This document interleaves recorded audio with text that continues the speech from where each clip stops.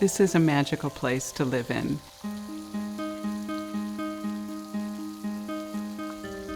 Every day in a house and on a site like this is joy. And look at the roses over there. I'm just amazed at how big the trees have gotten in 20 years. We are living completely with what nature provides. A lot of people have an assumption that to live sustainably is going to be utilitarian, minimal, no frills. It's actually made my life a much higher quality of life. Garden Atriums is a community of 7 net zero homes in Southeast Virginia. What net zero means is that nature provides 100% of what we need. The home itself takes care of all the heating, takes care of all the cooling, takes care of all the water needs. What this house does is really conserve energy and waste very little. When we started to build here, this was a 5-acre abandoned farm. There were no turtles, no squirrels, no birds. I mean, it was dead. We wanted to protect the land. And so what we did was we looked at how the land was formed and then chose to use conservation zoning, which means we could put the houses closer together to use less lines for water, power, sewer, all that kind of stuff. So we left the big trees, we left the wetlands, we left the big fields so that everything was as it was. Our house comes down right about there if we follow the back of our house down with the fence. But it's like another world down here. We have beautiful, fertile landscape that enriches the soil, enriches the wildlife around the site. And it gives people amenities, a pond, a park, a boat dock, a lot of amenities that most subdivisions just don't see. To create a community, you need pedestrian cross paths. People can bump into each other in a cross path. Typical subdivision, the core is a cul-de-sac. People drive past each other in cars. You don't build relationships that way. So here, our car comes in on the outside, you walk through the house to the core space, and there's paths where people connect.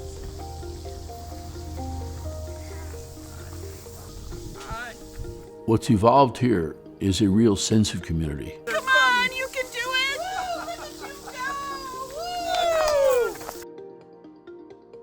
it! Right in this area, and so we started calling her Baby Duck, and she knew, and I would put the seed out, right, and she'd come and get the seed.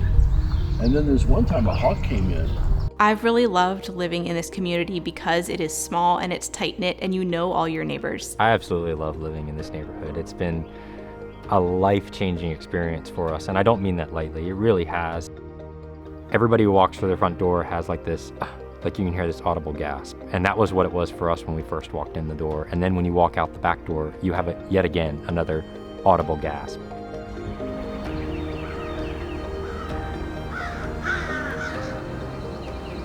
There's got to be at least 1,000 different varieties of trees, shrubs, perennials, grasses, different types of plants, large and small.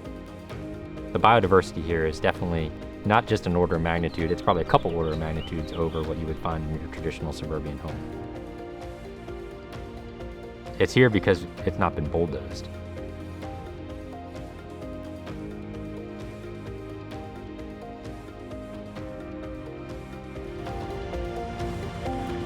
My passion for sustainability didn't start with that word. It began when I was 8 years old and we started canoe tripping. And one of the first things we learned as a canoe tripper is when you get onto a site, you always leave the site better than it was. Earth is our campsite. How do I leave what I'm doing better than it was when I got here? In the history of humanity, a lot of civilizations disappeared. And the number one reason they disappeared was lack of water. They can't grow food to feed their populations, and slowly it dries up. That's looking better. Can I give you this? I forgot a bucket. Can I give you that? Thanks. You can already see the fires, the heat, the change in how people can grow food or where they can grow food. You've got people leaving countries because of wars, and wars are mostly fought over resources. It was okay way back because a civilization could crumble, but that wasn't the total Earth. Right now we have one world. We are interconnected. We're dependent on rain. And everything we're dependent on comes from Earth. And if we endanger the source, we endanger ourselves. Water is destiny.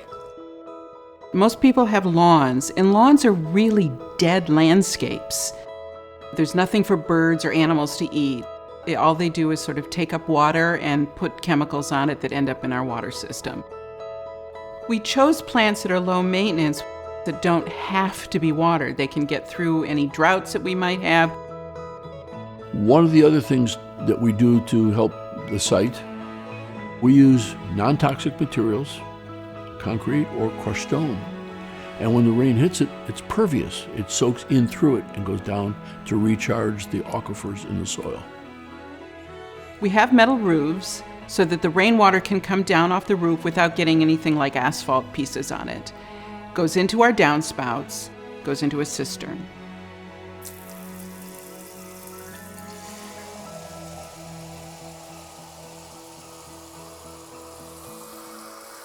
We bring it back into the house when we want, through filters, and we can now enjoy totally chemical-free water. These houses cost a little bit more than probably the average home, but I will tell you, it costs almost nothing to run the house. Things like having a metal roof or solar panels, in the long run, is going to be more efficient and save you money and not need to be replaced nearly as much. And as a result, you end up living actually more affordably than you were before. Our solar panels provide 100% of the power for our home and our electric car, and including my wife's kilns from the pottery studio.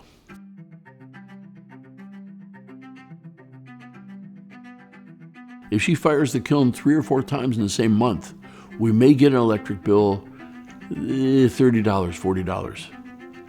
But normally we get no electric bill at all. Sustainability doesn't mean giving up anything. But how I get the electricity is different. How I get the water is a little different, and that's what needs to be adjusted. If I had to summarize it, what's normal needs to change.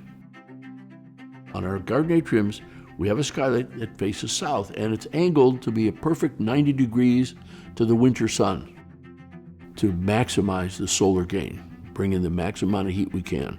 We have here tile floors, and underneath it is concrete. They absorb the heat, and underneath it, we have insulation, so the heat doesn't go down into the earth, it stays here. And I can look out and I can see the forest, I can see the skies, I can see stars. And it creates a beauty that you just don't get anywhere else. Stu and Trina have proved that this can actually work. It's not necessarily more complicated than any other house, it's just different.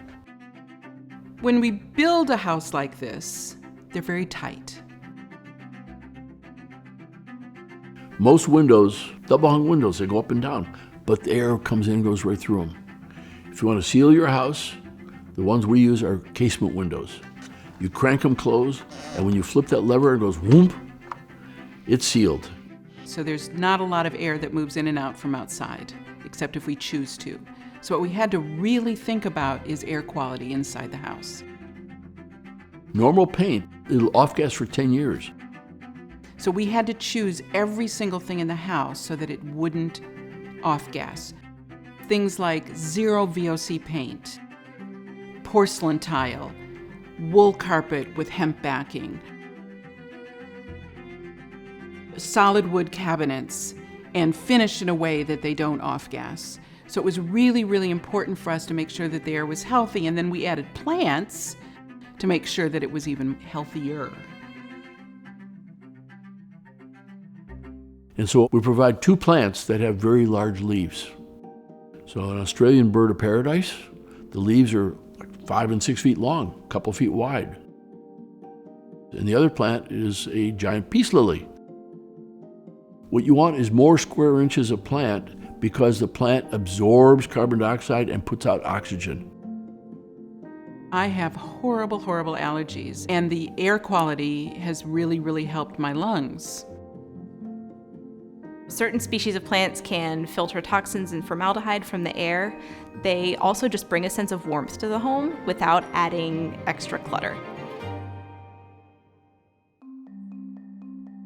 We're not changing the world with 7 houses in this neighborhood, but if every single person looking to buy or build a new home took this approach and utilized even a few of these ideas, I think the impact would be immense. What Garden Atriums shows the world is it's easy to do.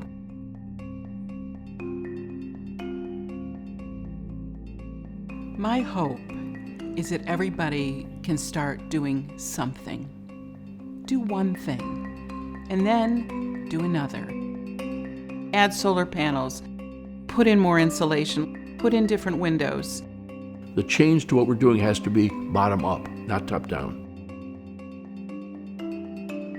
I think what it's going to take for people to change to real sustainable living is they've got to start demanding from developers, from home builders, and saying, this is not net zero, I'm going elsewhere.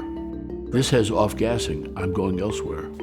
And it's the same kind of change and pressure that happened with organic foods. Now every supermarket has organic food. Why? Because people started saying, we need it, we need it, we need it. Biggest picture goal I'd have is to say that we can create buildings that are totally in harmony with Earth, that are even more joyful to live in than traditional homes today, that people can say, what's normal now is not what was normal then, but this is better. It's better for Earth, and it's far better for me personally. It's a win-win.